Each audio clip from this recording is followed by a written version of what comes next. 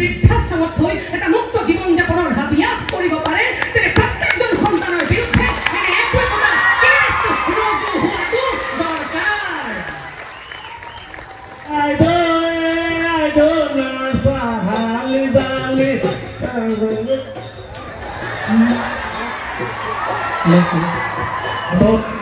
ৰংপুৰ সাংস্কৃতিক বঁটাটি আগবঢ়াই দিবৰ কাৰণে কাৰণ ৰংপুৰ সাংস্কৃতিক বঁটা কেৱল ৰংপুৰ বা শিৱসাগৰে নহয় এই ৰংপুৰ কেৱল শিৱসাগৰৰ স্বাভিমান নহয় ৰংপুৰ প্ৰত্যেকগৰাকী অসম আৰু অসমীয়াৰ স্বাভিমান আৰু সেয়েহে এই ৰংপুৰ সাংস্কৃতিক বঁটাটি আজি প্ৰস্তুতি পৰাশৰ বাইদেউৰ হাতলৈ তুলি দিবলৈ পাই আমি উদযাপন সমিতিৰ বিষয়ববীয়াসকল ধন্য শিৱসাগৰবাসী ৰাইজ ধন্য এই বিহুখন উপভোগ কৰি থকা প্ৰত্যেকগৰাকী দৰ্শক ধন্য আৰু কৃতজ্ঞ আজি যি হেঁপাহেৰে বাইদেউ আহিছে আমাৰ ভাষা নাই আমাৰ কৃতজ্ঞতা জনোৱাৰ ভাষা নাই ইমান ব্যস্ততাৰ মাজত কৰ্মজীৱনৰ ব্যস্ততাৰ মাজতো সুৰুঙা উলিয়াই কিঞ্চিত সময় আমাৰ কাৰণে উলিয়াই এই যে বঁটাটি ল'বৰ কাৰণে তেখেত আহিলে আমি সঁচাই বৰ ধন্য হৈছোঁ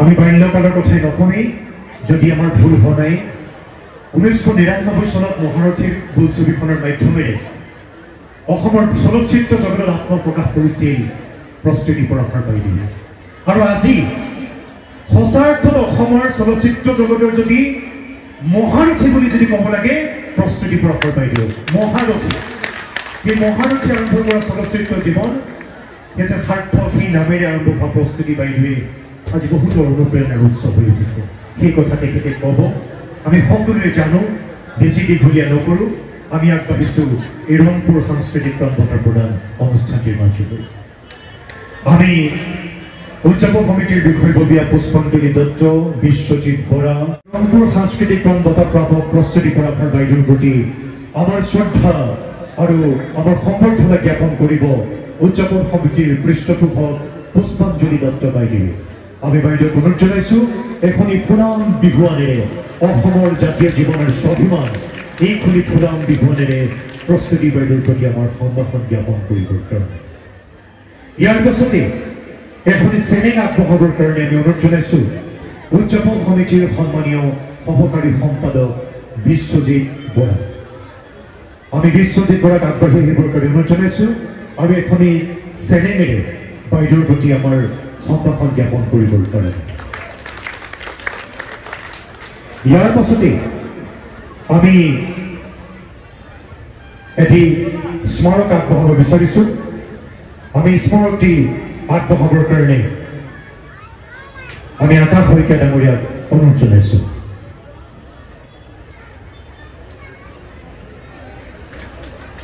এটি স্মাৰক আগবঢ়াইছে আকাশ শইকীয়া কেন্দ্ৰীয় সমিতিৰ সহকাৰী সম্পাদক ইয়াৰ পাছতে আমি এটি জাপিৰে বাইদেউৰ প্ৰতি আমাৰ সম্ভাষণ জ্ঞাপন কৰিবৰ কাৰণে উদযাপন সমিতিৰ যুটীয়া সম্পাদক প্ৰশান্ত বৰগোহাঁই আৰু কামাখ্যা প্ৰসাদ মজুমদাৰ বৰুৱাক আগবাঢ়ি আহিবৰ কাৰণে অনুৰোধ জনাইছোঁ এটি ফুলাম জাপিৰে শিৱসাগৰবাসীৰ মৰম আৰু সম্ভাষণ এটা সকলোকে উষ্ম হাত চাবলৈ আগবঢ়াবৰ কাৰণে অনুৰোধ জনাইছোঁ বহুত বহুত ধন্যবাদ ইয়াৰ পাছতে অসমৰ বৰ্ণিল সংস্কৃতিৰ এটি চহকী উপাদান এখনি শৰাইৰে বাইদেউৰ প্ৰতি এই বিহুৰ সম্ভাষণ জ্ঞাপন কৰিবৰ কাৰণে অসমীয়া মহিলা মঞ্চৰ সম্পাদিকা শিৱসাগৰ জিলা সমিতিৰ সম্পাদিকা পাপৰি বৰুৱা ফুকন আৰু কাৰ্যকৰী সভানেত্ৰী শান্তিৰাণী গগৈ বাইদেউক আগবাঢ়ি আহিবৰ কাৰণে অনুৰোধ জনাইছোঁ এখনি শৰাইৰে এই আদৰণি জনাইছে পাপৰি বৰুৱা ফুকন আৰু লগতে শান্তিৰাণী গগৈ বাইদেউ বহুত বহুত ধন্যবাদ ইয়াৰ পিছতে আমি এখনি সম্বৰ্ধনা পত্ৰ আজি বঁটাৰ লগত সংগতি ৰাখি আমি যুগুত কৰি উলিয়াইছোঁ এই পত্ৰখনি আনুষ্ঠানিকভাৱে তেখেতৰ হাতলৈ আগবঢ়াব কেন্দ্ৰীয় সমিতিৰ সভাপতি যাদৱ গগৈ ডাঙৰীয়া আৰু লগতে বিকাশ কোচ ডাঙৰীয়া আমি পত্ৰখনি আগবঢ়োৱাৰ প্ৰাক্ষণত আমি পাঠ কৰি দিব বিচাৰিছোঁ আমি জয় জয়তে আৰু অসমীয়া যুৱ মঞ্চ শিৱসাগৰ নগৰ সমিতিৰ হৈ প্ৰশান্ত বৰগোহাঁই সভাপতি মিৰ্জা খান সম্পাদক এটি আনুষ্ঠানিকভাৱে কেন্দ্ৰীয় সমিতিৰ সভাপতি যাদৱ গগৈ আৰু জিলা সমিতিৰ কাৰ্যকৰী সভাপতি বিকাশ কোচ ডাঙৰীয়াক অনুৰোধ জনাইছোঁ এই সম্বোধনা পত্ৰখনি আগবঢ়াবৰ কাৰণে আৰু সকলোকে এটা উষ্ম হাত চাপৰি এটা উষ্ণ শব্দ কৰি আগবঢ়াবৰ কাৰণে অনুৰোধ জনাইছোঁ। ভ্ৰাম্যমাণৰ মহাৰথী ভ্ৰাম্যমাণৰ মহাৰাণী প্ৰস্তুতি পৰাশৰ বাইদেউৰ প্ৰতি সম্বৰ্ধনা আগবঢ়াবলৈ আৰু ইয়াৰ পাছতেই আমি উদযাপন সমিতিৰ হৈ এই বঁটাটি ৰংপুৰ সংস্কৃতিবান বঁটাটি এতিয়া আগবঢ়াব বিচাৰিছোঁ। উদযাপন সমিতিৰ সভাপতি ৰাণা খান, উদযাপন সমিতিৰ কাৰ্যকৰী সভাপতি বিকাশ ঘোষ, শৃংখল চলিহা, কেন্দ্ৰীয় সমিতিৰ সহসম্পাদক আকাশ শইকীয়া, উদযাপন সমিতিৰ উপসভাপতি পাৰ্থ বৰগোহাঁই, যদুমণি কলিতাৰ লগতে আমাৰ উপস্থিত যিসকল বিষয়ববীয়া আছে আমি তেখেতসকলক অনুৰোধ জনাইছোঁ এই বঁটাটি আনুষ্ঠানিকভাৱে বাইদেউৰ হাতলৈ আগবঢ়াবৰ কাৰণে।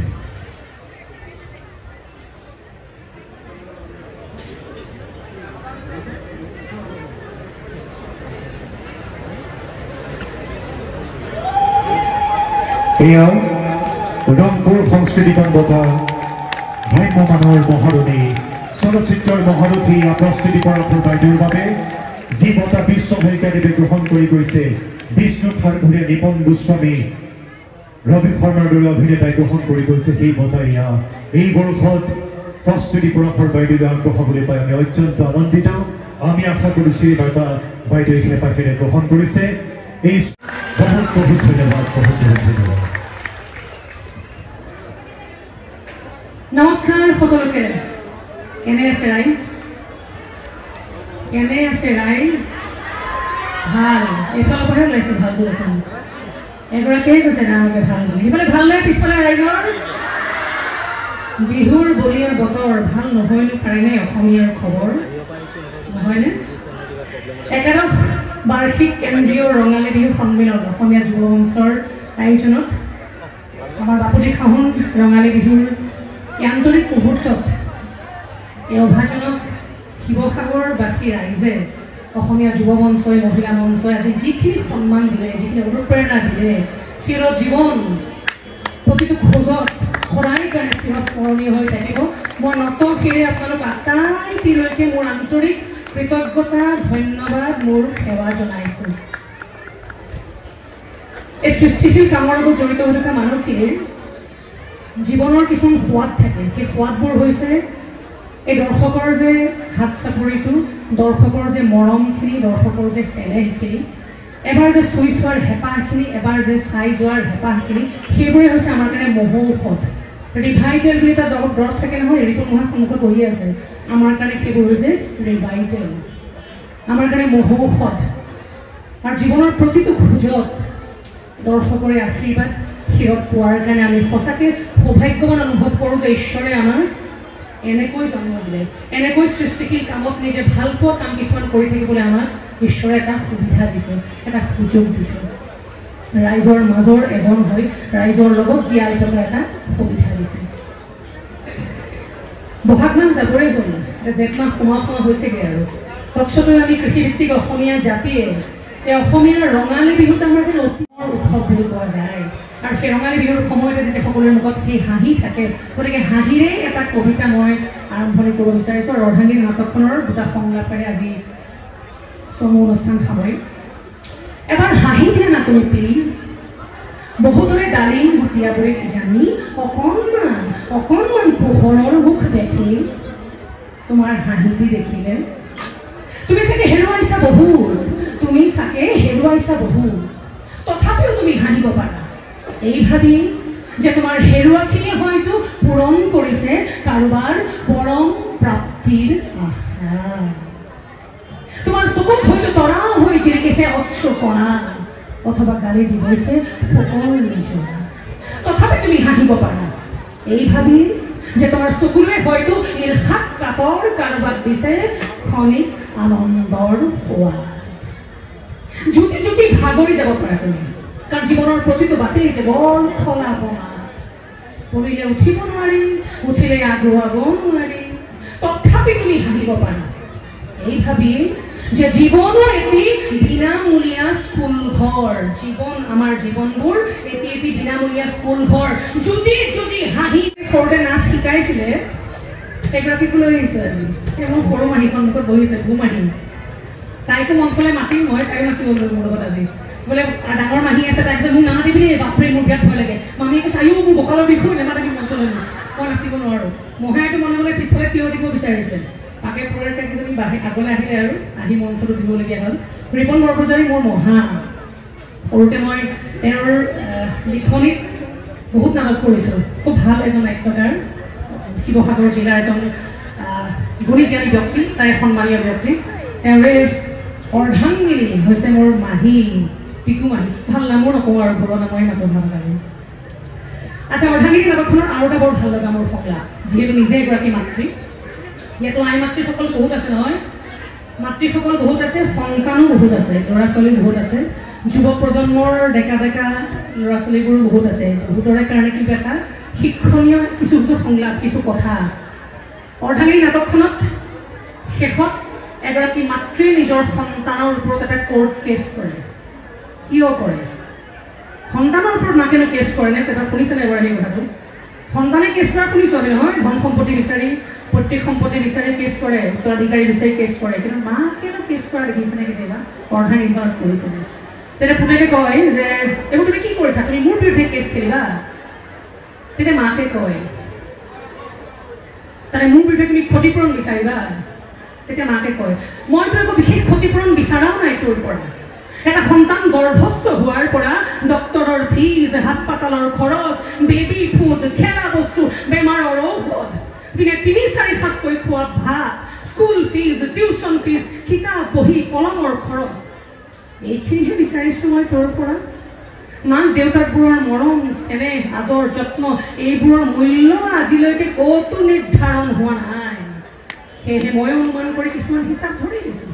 এতিয়া কোৰ্টে বিবেচনা কৰি চাব সেই হিচাপবোৰ বেছি হৈছে নে কম হৈছে। টকা পইচাৰে যিহেতু তহঁতে মাৰ পাপাৰক জুখিবলৈ চেষ্টা কৰ, গতিকে আমি সন্তানক টকা পইচাৰে জুখি চোৱাত আপত্তি কিহৰ? যিবোৰ সন্তানে বিলাসিতাৰ নাম লৈ মাক দেউতাকবোৰক অকলে অকলে মৰিবলৈ পেলাই থৈ যাব পাৰে, অনৰ্থক ঝামেলা বুলি নামাকৰণ কৰি বৃদ্ধাশ্ৰমত থৈ এটা মুক্ত জীৱন যাপনৰ হাবিয়াস কৰিব পাৰে, তেনে প্ৰত্যেকজন সন্তানৰ বিৰুদ্ধে দৰকাৰ। যদি এয়াই আধুনিকতা হয়, যদি এয়াই শিক্ষিত নতুন প্ৰজন্মৰ আধুনিক চিন্তা হয়, তেন্তে সন্তানক লৈ দেখা মাক দেউতাকৰ আশা, চেনেহ, মৰম, বিশ্বাস এইবোৰৰো এটা মাৰ্কেট ভেলু নিৰ্ধাৰণ হোৱা উচিত, যাতে সময়ত সন্তানবোৰৰ পৰা মাক দেউতাকবোৰেও সেইবোৰ আদায় কৰিব পাৰে। সন্তানে যেনেকৈ উত্তৰাধিকাৰ দাবী কৰে, তেনেকে মাক দেউতাকবোৰেও সন্তানৰ পৰা ত্যাগ আৰু স্নেহৰ মূল্য আদায়ৰ অধিকাৰ দাবী কৰিব পাৰে। দাবী কৰাটো উচিত। এনেকুৱা যাতে কাৰো জীৱনত নহয় দেই। কোনো পিতৃ মাতৃয়ে যাতে সন্তানৰ পৰা তেওঁলোকৰ মৰম চেনেহৰ অধিকাৰ দাবী কৰিবলগীয়া নহয়। কাৰণ পিতৃ মাতৃ আমাৰ কাৰণে সৰ্বশ্ৰেষ্ঠ। আমাৰ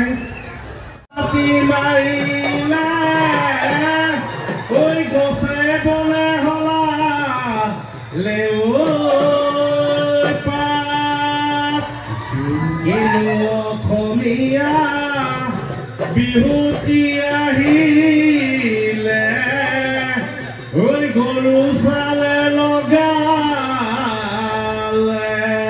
মাত আহাই দৈ নাচি নাচি নাচাই দৈ নাচা গৈ গৈ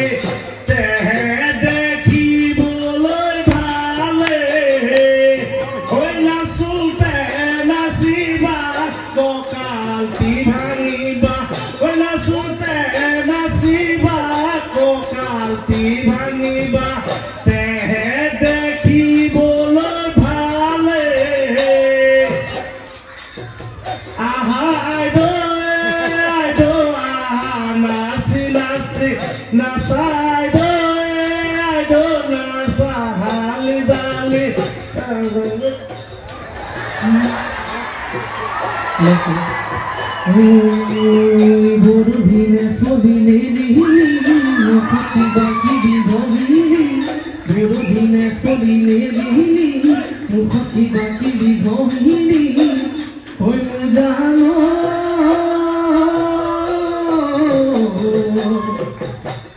শহরে জোয়ার পড়াই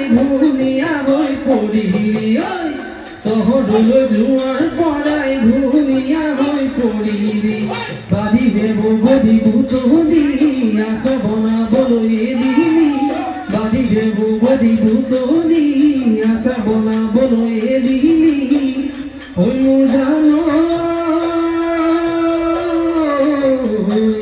জান জেলি লুচি ভাজি খুৱাই আলহী খেদিলি জান জেলি লুচি ভাজি খুৱাই আলহী